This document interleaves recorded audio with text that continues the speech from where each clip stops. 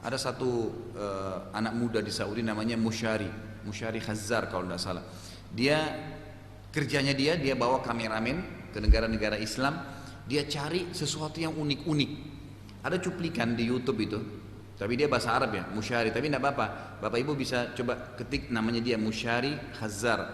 Nanti coba lihat cuplikannya saja. Dia buat cuplikan ada satu di Saudi, subhanallah, dia dapat itu.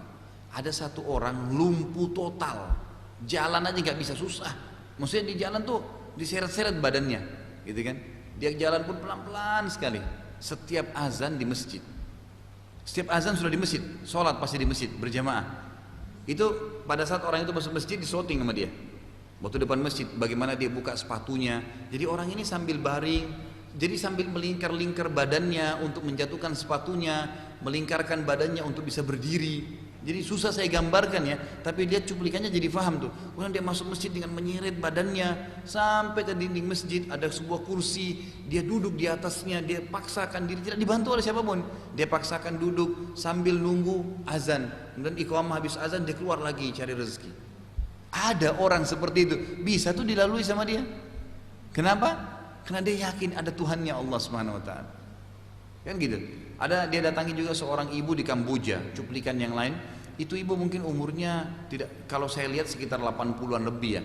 Jadi karena sudah tidak bisa bergerak lagi, ibu itu dia pakai jilbab muslimah, dibuatkan kain, diikat antara dua tiang rumah kayunya gitu. Jadi dia cuma di atas itu saja. Dia tidak bisa kemana-mana, ke kamar mandi pun nggak bisa. Dia cuma urus dirinya di situ sendiri. Nggak ada orang juga tinggal sama dia gitu.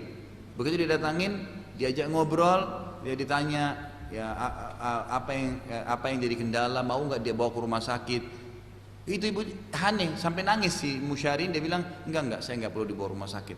Loh kenapa nggak mau di rumah sakit? Ya ini Allah lagi coba saya lagi menikmatin, saya lagi menikmatin cobaan ini, sampai nangis tuh yang bawa acaranya. Jadi saya lagi menikmatin. Terus langsung dia bilang apa sekarang yang kira-kira yang paling dikhawatirkan oleh si ibu ini? Ibu itu bilang, yang saya paling khawatir kalau saya meninggal besok atau hari ini terus saya dihisab sama Allah hari kiamat masuk neraka. Dalam kondisi dia sakit, mungkin kalau orang tidak kenal Tuhannya, saya mau sembuh, ditawarin ke rumah sakit, mau dibayarin, gratisin, nggak mau. Apa yang paling dia khawatirkan? Mungkin dikhawatirkan penyakitnya kalau membuat dia mati. Ini enggak.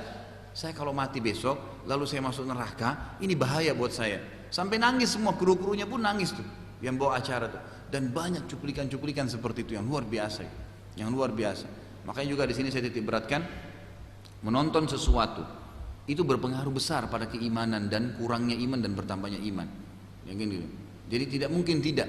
Maka kita melihat cuplikan-cuplikan seperti ini luar biasa. Mendengar sesuatu, membiasakan dengar ayat Quran dan terjemahannya, itu berbekas pada keimanan. Dengan kalau orang mendengar lagu pasti berbekas. Sebagaimana kita kalau dengar lagu sedih kita sedih, kalau dengar senang kita senang. Kalau ini apalah cacian kita mungkin juga bisa mencaci maki. Itu terjadi pada jiwa manusia. Makanya mengenal Tuhan Allah Azza wa Jalla dan mematuhi apa yang Allah perintahkan, hidup ini akan lebih mudah kita lalui.